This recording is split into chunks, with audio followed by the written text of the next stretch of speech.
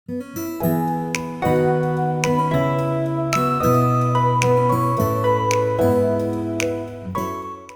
Hey guys, welcome back to another episode. आज हम लोग क्रिएट करेंगे कि माइक्रो सर्विस की पहली एप्लीकेशन। तो माइक्रो सर्विस एप्लीकेशन क्रिएट करने के लिए हम स्प्रिंग और स्प्रिंग बूट का यूज करेंगे। तो क्यों स्प्रिंग और स्प्रिंग बूट का यूज करेंगे उसको थोड़ा सा हम समझते हैं। बेसिकली स्प्रिंग जो है वो जावा का बेस्ट और पॉपुलर फ्रेमवर्क है माइक्रो सर्विस को डेवलप करने के लिए। इसमें बहुत सारे फीचर्स दिए गए हैं जिनका हम यूज करके अपनी एप्लीकेशन को इसी तरीके से और मिनिमम कोड करते हुए हम इसको क्रिएट कर सकते हैं। तो जब हम माइक्रो सर्विस की एप्लीकेशन को क्रिएट करेंगे उस टाइम पे हम स्प्रिंग बूट टूल का ही यूज करेंगे, जहां पे हमें बहुत सारे फीचर्स मिल जाते हैं। जैसे कि प्रोजेक्ट हमें जब क्रिएट करना है तो हम अपने अकॉर्डिंग ऑप्शंस को सेलेक्ट करके हम इजी वे में प्रोजेक्ट को क्रिएट कर सकते हैं। तो स्प्रिंग बूट के कुछ इनबिल्ट फीचर्स हैं जिसको थोड़ा सा समझ लेते हैं। अगर हम विदाउट स्प्रिंग बूट किसी भी एप्लीकेशन को क्रिएट करते हैं उस टाइम पे क्या होगा कि जैसे कोई कॉन्फ़िगरेशन करना है, लेट सपोज हम डेटाबेस की कनेक्टिविटी कर रहे हैं, तो वहां पे हमें जो भी कॉन्फ़िगरेशन होगी डेटाबेस से रिलेटेड वो हमें मैनुअल करनी होगी, उसकी हमें कोड लिखनी होगी। लेकिन स्प्रिंग बूट क्या करता है, auto configuration enable application provide करता है, जहां पे हम डेटाबेस से रिलेटेड पैरामीटर्स को पास करते हैं अपने प्रॉपर्टी फाइल के अंदर। स्प्रिंग बूट क्या करता है,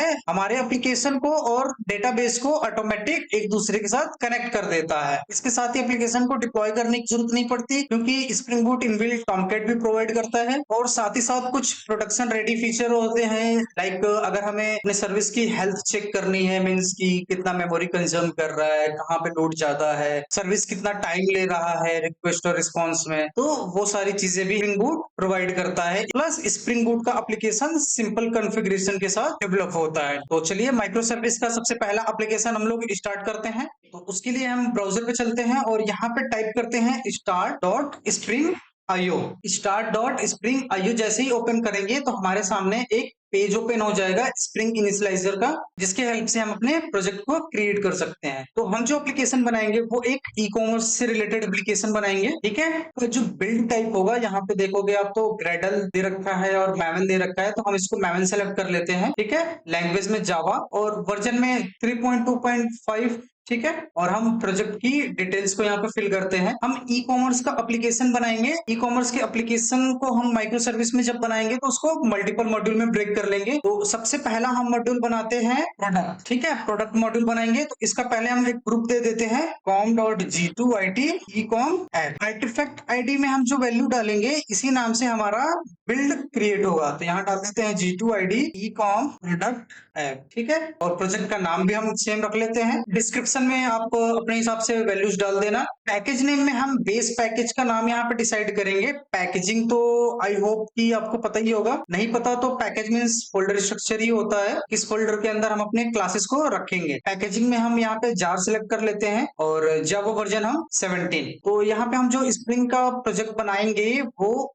उसकी कॉन्फ़िगरेशन क्या क्या होगी। अब हम डाल देते हैं इसके अंदर कुछ डिपेंडेंसी। ये जो सर्विस होगा हम रेस्ट बेस बनाएंगे, इसके लिए सबसे पहले हमें डालना होगा वेब की डिपेंडेंसी। स्प्रिंग वेब सेलेक्ट कर लेंगे, फिर उसके बाद हम इसको डेटाबेस से कनेक्ट करेंगे, तो उसके लिए माइस्क्ल डाल लेते हैं। माइस्क्ल का ड्राइवर पड़ गया। देन हम इसके लिए हाइबरनेट और जेपी यूज करेंगे, तो जेपी डाल देते हैं और साथ ही साथ हम लैम्बोक भी यूज कर लेते हैं। तो इंडिपेंडेंसी की प्रॉपर्टीज को हम यूज करके अपने एप्लीकेशन को क्रिएट करेंगे, ठीक है। तो आप यहाँ पे जैसे एक्सप्लोर करोगे, एक्सप्लोर में आपको देखोगे एक form.xml फाइल मिलेगी, जहां पे सारी प्रोजेक्ट की इंफॉर्मेशन होगी जो हमने डाला हुआ है। Group ID, artifact ID, version हमने स्प्रिंग का कौन सा यूज किया है, प्लस डिपेंडेंसी हमने जो यहाँ पे डिपेंडेंसी जो सेलेक्ट की थी वो सारी चीजें यहाँ पे हमें मिल जाएंगी, ठीक है। तो इसको हम करते हैं क्लोज और अपने प्रोजेक्ट को जनरेट कर लेते हैं इस जनरेट बटन पे क्लिक करके। जैसे ही जनरेट करेंगे तो ये हमें एक जिप फाइल में हमारे डाउनलोड फोल्डर के अंदर डाउनलोड हो जाएगा। यहाँ से हम इसको करते हैं अनजिप, एक्सट्रैक्ट हियर, और इस फोल्डर को कॉपी करके अपने वर्क स्पेस में रख लेंगे। तो हमारा जो वर्क स्पेस है माइक्रो सर्विस, इसके अंदर हमने यहाँ पे पेस्ट कर दिया और चलते हैं अपने इक्लिप्स के अंदर। इक्लिप्स में अभी तो आया नहीं क्योंकि हमने वर्क स्पेस के अंदर डाला है। इक्लिप्स के अंदर अभी इंपोर्ट करना बाकी है। इंपोर्ट करने के लिए फाइल में जाएंगे, इंपोर्ट पे क्लिक करेंगे और यहाँ से सेलेक्ट करेंगे मैवन। क्यों? क्योंकि हमने मैवन का प्रोजेक्ट बनाया है। तो प्रोजेक्ट तो बना हुआ है, एग्जिस्टिंग मैवन प्रोजेक्ट।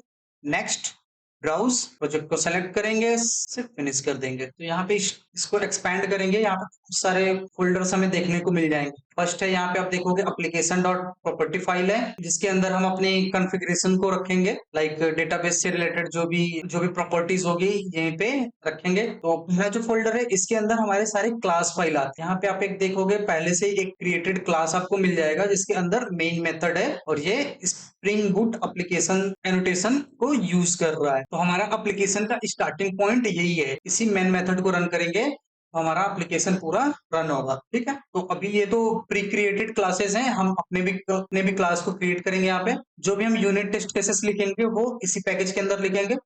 अभी हमें टेस्ट केसेस तो करने नहीं है, इसको डिलीट कर देते हैं। इसको भी जावा का वर्जन हमने 70 चूज किया था, वो यहाँ पे आपको दिख रहा होगा। क्योंकि यहाँ पे एक सबसे मेन इंपॉर्टेंट है pom.xml, हमारे प्रोजेक्ट की सारी मेटा डेटा इन्फॉर्मेशन आपको मिल जाएंगी। प्रोजेक्ट का नाम, आर्टिफैक्ट, ग्रुप, उसका डिस्क्रिप्शन, प्लस कौन सा वर्जन यूज कर रहे हैं, कौन सी डिपेंडेंसी हमने डाली हुई है, वो सारी चीजें आपको यहाँ पे मिल जाएंगी। तो प्रोजेक्ट का स्ट्रक्चर आपको समझ में आ गया होगा।